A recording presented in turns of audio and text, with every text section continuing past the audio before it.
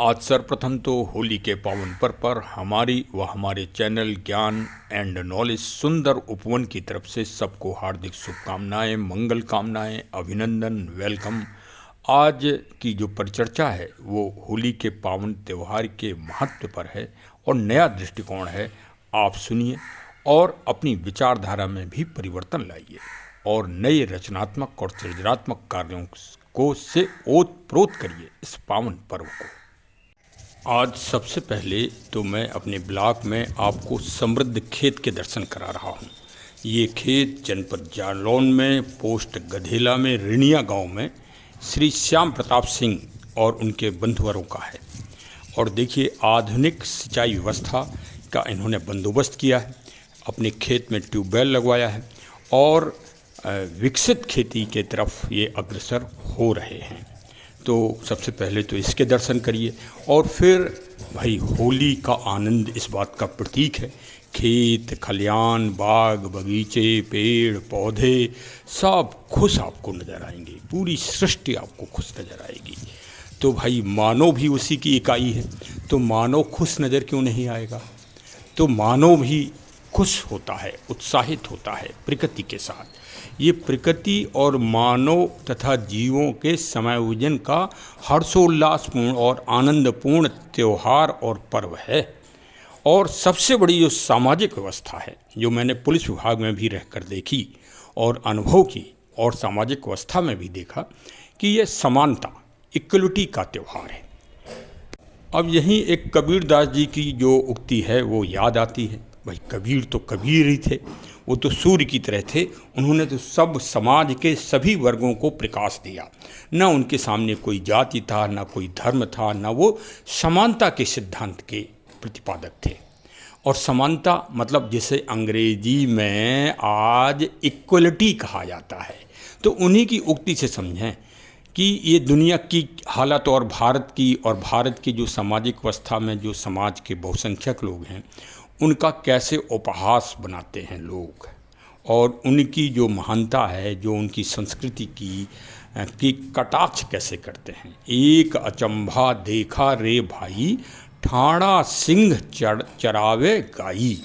ये है दुनिया के विचारकों की, समीक्षात्मकों लोगों की जो भारतीयों के प्रति राय है वो इसी पंक्ति में निहित है कि इनको समानता नहीं दिखाई दे रही, कि ये समानता प्रहलाद और हिरण्याकश्यप सतयुग के काल से, भगवान राम और श्री कृष्ण जी के काल के पहले क्या सिद्धांत दिया। अंग्रेजी भाषा में सुन लो तो समझ जाओगे भाई भारतीयों, क्योंकि अंग्रेजी भाषा में सुन लो तो भारतीयों समझ जाओगे। इक्वलिटी, समानता का सिद्धांत, मूल अधिकारों में से जो सर्वोपरि सिद्धांत है, शिक्षा, स्वास्थ्य आदि आदि चीज़ें जिसमें शामिल हैं, तो समानता के सिद्धांत का अगर कोई सबसे बड़ा पर्व है, किसी भी आप उसमें धर्म में, रिलीजन में, मजहब में, पंथ में, सबका आप विमोचन कर लें तो आप पाएंगे कि होली समानता का सिद्धांत और इक्वलिटी पर चलती है। तो चलिए आज का ब्लॉग भाई सुन लीजिए, प्रकृति को समर्पित है आज का ये हमारा ब्लॉग। सुनिए ज़रूर भाई हमको, हाँ थोड़ा सा समय ज़रूर आपको लगेगा, लेकिन आज का दिन आपका आनंद और मंथन से विभोर हो जाएगा। तो चलिए सुनते हैं। अच्छा, साथ में एक और निवेदन, क्योंकि भाई प्रकृति को ही समर्पित है तो प्रकृति में जीव जंतु भी आते हैं। कुछ लोग कुछ त्योहारों की नकल कर रहे हैं। भाई वो नकल करो, अच्छी बात है, लेकिन खाद्य पदार्थ में ना करो। अब खाद्य पदार्थ में कई लोग वो जीवों वाला लाल रंग फैलाने लगे हैं।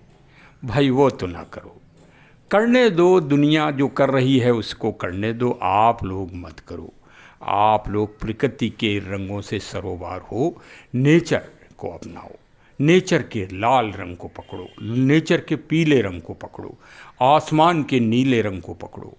इस तरह से प्रकृति के रंगों में आप रंगो और खुश हो और आनंद के साथ अपना त्यौहार अपनी रीत और अपनी संस्कृति से मनाओ। साथियों नमस्कार, मैं राम प्रताप सिंह कुशवाहा। हमारे चैनल ज्ञान एंड नॉलेज के शाखा सुंदर उपवन में आप सबका स्वागत है। होली हास्य का त्यौहार है, आनंद का त्यौहार है, प्रसन्न चित्ता का त्यौहार है और असत्य पर सत्य की जीत है। अधर्म पर धर्म की जीत है, ये तो सभी लोग जानते हैं। लेकिन आज हमारा दृष्टिकोण इससे बिल्कुल अलग बदला हुआ है। सामने देखिए अनार का पौधा है, सुंदर फूल खिल रहे हैं। तो आज इसको ज़रूर सुन लीजिए भाई, और थोड़ी अपनी विचारधारा बदलिए। देखिए हम तो भाई पुलिस में आ गए तो ये सोचते थे, जब पुलिस में ड्यूटी देते थे और जनता रंग खेलती थी, तो ये होता था कि देखो ये कैसा हुड़दंग कर रहे हैं, शैतानी कर रहे हैं, और कहते हैं कि ये आनंद और उल्लास का त्यौहार है। जाने कैसा ये त्यौहार बनाया है पूर्वजों ने हिंदुओं के, और इसी को जो है लीक पे लीक पीट रहे हैं।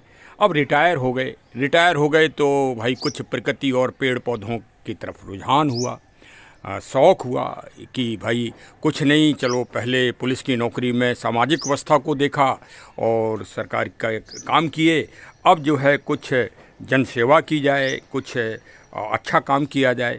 तो हमने कहा कि भाई प्रकृति और नेचर का काम को पकड़ लिया जाए, और विशेषकर किसान और बागवानी और नर्सरी और जो छोटे मोटे पौधे घर घर में लगाते हैं उनको हम उत्साहित करें, उनको प्रेरणा दें, उनको जो है चेतना जगाएं, जागरूकता जगाएं। क्योंकि इस दुनिया में अगर सृष्टि है और पर्यावरण है, इन्वायरमेंट, इंग्लिश में इन्वायरमेंट, तो भाई सब कुछ है, वरना कुछ नहीं। ये सारी जो बिल्डिंग्स आप देख रहे हैं, ये सब बिल्डिंग नहीं है, ये कूड़ा घर है, ये देखिए। लेकिन उसी में बेल का पेड़ देखिए हमारे पड़ोस में डॉक्टर साहब ने लगवा रखा है। सामने देखिए, ये देखिए बोतल पाम का पेड़ है, आम में सुंदर वो आ रहे हैं, नीम में पतझड़ चल रहा है। अब हमारी आपकी नज़र में पतझड़ चल रहा है, लेकिन ये प्रकृति का कार्य हो रहा है बड़ा सिस्टमेटिक और वैज्ञानिक रूप से। और इस दृष्टिकोण को अभी तक हमारे वैज्ञानिक समझ नहीं पाए हैं कि वास्तव में ये पतझड़ क्यों होता है, किस कारण से होता है, और ये होली पर ही क्यों होता है, और इसमें नए पत्ते क्यों निकलते हैं। देखिए अब हम धीरे धीरे अपने उद्देश्य पर आ रहे हैं। ये देखिए, ये केला तो नहीं है, लेकिन ये केला की ही प्रजाति का ऑर्नामेंटल पौधा है। भाई इसका भी नाम हमें याद नहीं, फिर बता देंगे या इसमें लिख देंगे। देखिए इसमें नए पत्ते निकल आए हैं। यही है होली के पावन त्यौहार का रहस्य। और आज हम आपको प्रकृति से दिखा रहे हैं, नेचर से दिखा रहे हैं, पेड़ पौधों फूल पत्तियों से आपको दिखा रहे हैं कि वास्तव में ये होली का त्यौहार जो हमारे पूर्वजों ने रखा है, ये उल्लास और उमंग का त्यौहार है, और प्रकृति इसमें सरोवर है। ये प्रकृति का त्यौहार है। अब देखिए हम किसी पार्क या जंगल या फॉरेस्ट में आपको नहीं ले जा रहे हैं। हमारे इधर ही जो छोटी मोटी क्यारी लगी है, जो हमने और हमारे बच्चों ने मेहनत करके लगाई है, उसी से हम आपको ये उल्लास भरे त्यौहार और प्रकृति का जो दिव्य रूप है वो आपको दिखा रहे हैं। सामने देखिए ये ऑर्नामेंटल पौधे हैं। अभी हम आपको एक एक चीज़ दिखा रहे हैं जिससे आपको आभास हो, आप अपनी विचारधारा में परिवर्तन करें कि वास्तव में होली जो है सामाजिक त्यौहार तो है ही, साथ में ये प्रकृति का अविरल त्यौहार है, और इसको हम सबको नहीं पूरे विश्व को मनाना चाहिए। अब देखिए उसी में ये गुलाब का पौधा हमारे गमले में लगा है। देखिए कैसे फूलों से उत्साहित हो रहा है। इसकी जो हम खाद डालते हैं उसके बारे में हम अलग से ब्लॉग बनाएंगे, आप उसको देखिए कि हम कौन सी खाद डालते हैं। देखिए फूलों से भर गया है हमारा गुलाब का पौधा। ये देखिए ये संतरे का पौधा है, संतरे लगे हुए हैं, और पूरा पौधे में नए नए संतरे के फल लगे हुए हैं। ये देखिए छोटे छोटे से, तो ये क्या है, उल्लास है। ये नींबू के पौधे में देखिए, अनार का पौधा मैं आपको दिखा ही चुका हूँ। ये बोगनविलिया देखिए किस तरह से खिल रही है, खुशी उमंग है इसमें, क्लाइमेट। ये देखिए डहेलिया खिल चुकी है और ये कुछ मुरझा गई है, कुछ नए फूल खिल रहे हैं। ये देखिए दुनिया का सबसे पुराना पौधा जिसका जो है जीवाश्म प्राप्त हुआ है, साइकस रिवोल्टा। ये देखिए अपने अब खिल रहा है। ये यहाँ क्राउन है, यहीं से नए एकदम अब निकलने वाले हैं अप्रैल में। ये 7 अप्रैल को इसमें पत्ता निकल आएगा, ये नोट कर लो आप। 7 से 14 अप्रैल के बीच में इसमें पत्ता हर साल निकलता है नया।